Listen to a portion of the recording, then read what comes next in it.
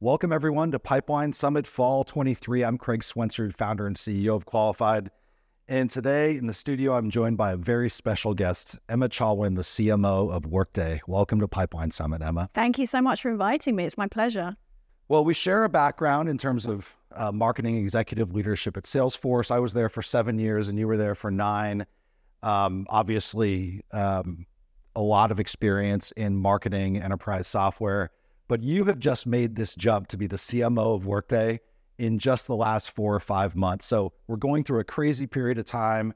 It is incredibly difficult to market and sell enterprise software right now. What have the last 4 months been like for you? Well, I'm lucky in the fact that it's been challenging times for many, but at Workday, we've seen continued momentum and growth just because of the relevancy of where we are right now in the market. And we've seen exponential growth, especially out in the regions in EMEA. So there's never been a more relevant time for Workday, especially in challenging times when there's economic pressure. How you manage your people and your money is really critical. So, I feel like I'm in a very privileged position right now. You are. In fact, this is the system of record for human resources, the system of record for financials, and more, and 18,000 employees. You guys have had just an absolutely killer year. But here we are at Pipeline Summit, and I think what everybody wants to know as we kick off this conversation is, for a CMO at one of the world's largest enterprise software companies with 700 folks in the marketing organization, where does Pipeline rank for you in terms of your list of priorities? I don't have to think about that for longer than a nanosecond. It's pretty much top of the list. For me, if you don't, as a marketeer, help the organization to create quality pipeline that converts to ACV, there really is no business. So it's really critical. And I feel like marketeers have had to become a hybrid of a chief market officer, so have those insights and foresights as to predicting the future of the organizations, being so close to the customer. And also, kind of hybrid chief revenue officer as well, because it's really our joint responsibility with the sales organization to ensure that not only do we create that pipe through our demand generation efforts, but we help to progress, mature, close, and then build advocates for the brand for the future. So I take that responsibility very, very seriously. There is nothing more frustrating than going into a quarterly business review or an e-com leadership meeting where sales and marketing are presenting the health of the business, and the numbers might not be there from an ACV perspective, and marketing come in with all green across the slide saying, yes, we've hit our MQL and stage 2 pipe number. If it doesn't transpire to ACV and you don't have that quality, then our work for sure isn't done. So, we really are joined at the hip with our partners in sales, and we have very much aligned business goals and priorities. So that really helps to gain that trust and be trusted advisors to them in the business as well. It's really critical. Yeah, ACV is so critical. I think that is really great advice for everyone out there who's a VP of marketing or a demand gen professional. You can't show up to the QBR and have all green dots on your slide if your company's not hitting the revenue targets. And so I think you said it really well. I'm part CMO, Chief Marketing Officer. I'm part Chief Market Officer. I'm part Chief Revenue Officer. And you have to be joined at the hip with your sales organization today if you don't control those functions. And so to that end, marketers need to be more data-driven than probably ever in the history of our profession. And you said something that really struck me as we were getting ready for this conversation. You said marketers need to go from madmen to mathmen, or from mad women to math women.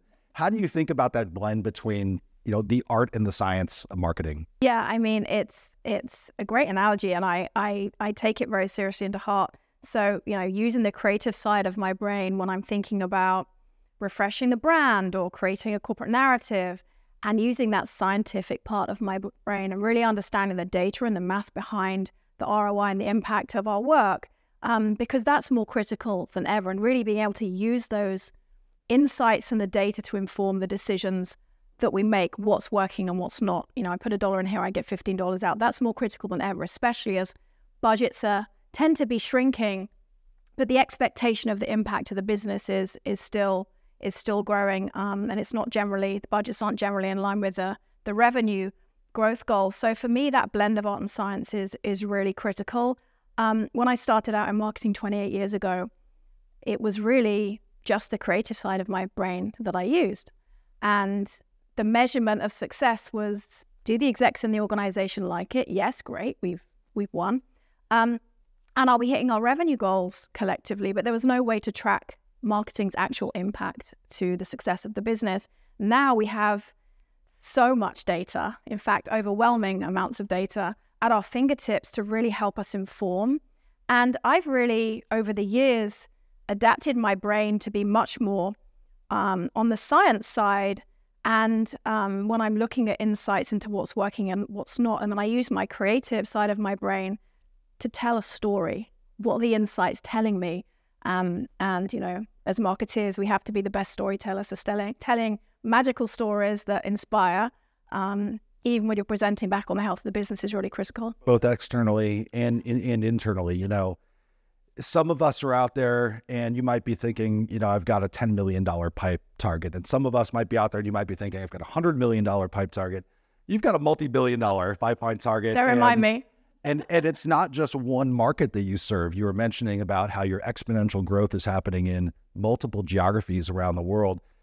How do you think about using kind of the math part of your brain and what the ROI is telling you to motivate and figure out how you're going to spend money differently in these different regions? Well, whether you're a smaller organization that has a 10 million pipe target, or whether you're a large enterprise with a $6 billion pipe target, I've managed both of those scenarios.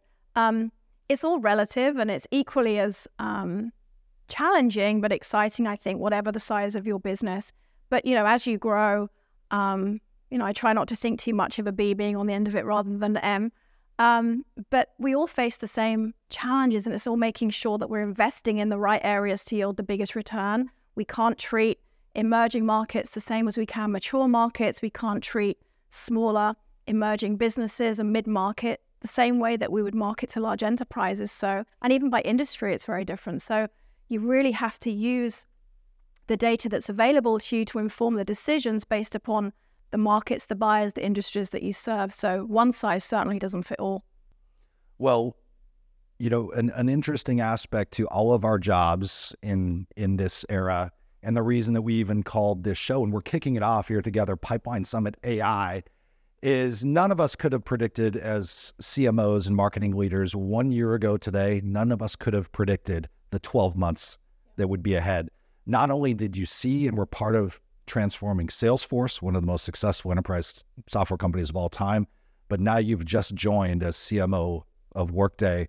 What's your perspective as a CMO leading a phenomenal enterprise software company on how AI is changing how we think as marketers and how we need to be thinking about maybe leveraging it for pipeline generation or other marketing tactics? Yeah, that's a great question. I mean, 2023 has seen such an explosion of AI. Like you said, no one could have predicted this. And I think even in the last 6 months, it's accelerated even further. It's the biggest transformation, I would say, since the evolution of the cloud, which is quite a statement, but I believe it to be true. But I also see such great opportunities with AI, giving us the opportunity to predict, get more insight. For example, with our customer base at Workday, leveraging AI really helps me to better understand what products and technology are being leveraged by our customers, what's the next best product that we can then market as a solution to address their pain points. And from a prospect, or future customers, as I like to call them, perspective, we can use propensity to buy data to really inform getting the right message to the right person at the right time in their journey based upon the data and the analysis that AI has enabled us to access. Maybe this one-to-one personalization at scale that we've been talking about for decades is actually just around the corner. And what a major shift. I think cloud computing obviously was a transformational movement for CMOs, and now we have AI. As you look to kind of the next 12 months, what challenges do you face as a CMO? Is it kind of brand and how you're going to shift the positioning of the company? Is it kind of internal, getting the house in order? What are your priorities and some of your challenges? Well, I think being a new CMO in a company, you know, is also ensuring that we have the right skills, the right talent, the right people in the right places. I've been very lucky with the team I've inherited there, an amazing group of marketeers, so that makes my life a hell of a lot easier. But it's really keeping up with kind of the market trends and ensuring that we're as relevant as we can be. I'm lucky again in the fact that Workday has never been more relevant. AI and ML is not something new to us. It's been embedded deep into our platform for over a decade. So, really showcasing the stories about how we can address the pain points of our customers, how, finance and HR leaders, they need to make decisions quickly. They need to be efficient. They need to go to market with speed. And luckily, the AI tools from Workday provide them with opportunities to automate writing job descriptions, creating growth plans for their employees, statements of work. So taking out kind of the administrational kind of drudgery work to enable executives and all of our customers and prospects to really work on what's essential for their day-to-day jobs. I feel like our technology is not replacing humans. It's enabling them to be better at their jobs. So I'm excited about that. Yeah, that's one of the questions I wanted to ask you, because every business has been transforming this year, trying to figure out, what does this mean for my company? How do I need to message differently? How do I need to, reposition? How do I need to retool and skill up my sales organization? But this is something that you guys have been doing now for more than a decade. And in particular, I kicked this off saying Workday manages the employee master record for a company is in Workday, right? The financial records of a company are in Workday. So it's not something you can kind of mess around with. And so as far as, are you more on the bleeding edge of pushing where AI goes in your technology, or are you more on the trustworthy side of the spectrum as you bring your customers into this kind of new frontier? That's another great question. And I feel like it's, again, a blend of the two. Like, we want to be at the cutting edge of innovation. The good news is we're not having to play catch up. As I said, this has been AI and ML has been embedded into our technology for a long, long time. So our customers feel very safe and kind of we're the trusted enterprise for them right now. So I feel, very, very confident about that. But we always want to be, keep reinventing, be ahead of the curve. As an organization, innovation is one of our values, but also is trust. So being a trusted partner to our customers, to our employees, and also to the wider Workday ecosystem is really important. For example, we have just created and launched the Workday AI Marketplace, where we're pulling together all proven and trusted AI and ML apps accessible in the Workday ecosystem, so that we can really make sure that responsible AI is a priority as well for our customers and prospects. Well, I think something that most of our audience would really like to hear from you about is, where is it all going? Oh my goodness. Where is it all going? With your decades of experience as a marketing executive at some of the world's greatest enterprise technology companies, talk to us about what you see in the future. Calendar year 2024, what's ahead for all of us? Well, I can't say that I'm got a crystal ball and I can predict the future, however much I would love that to be one of my superpowers. But some advice I would give is make sure that you are future-proofing your marketing organization. Make sure you have, as I said, the right people with the right skills in the right places, doing work that fuels their souls, because it's all of our responsibilities to build the next generation of CMOs. So ensure that they are doing their soul work and they get the opportunities to grow and thrive within the organization. And then I just really believe that there is so much opportunity available to us right now. AI is not going anywhere. It's just going to evolve. So really leverage the insights and the data that's accessible to you to really drive your decision-making with that little sprinkle of gut feel creativity in there as well. I truly don't believe there's a more exciting time to be in marketing. There's no more exciting time to be in marketing, in technology, than right now. And I think you said it, perfectly. As we open this Pipeline Summit, what we want to do is we're trying to share stories and perspectives and best practices on how to be successful in the next 12 months. And you said we're trying to build the next generation of great CMOs and marketers. Emma, I want to thank you for being here at Pipeline Summit today. I really appreciate it. Have a great day. Thank you. Thank you so much.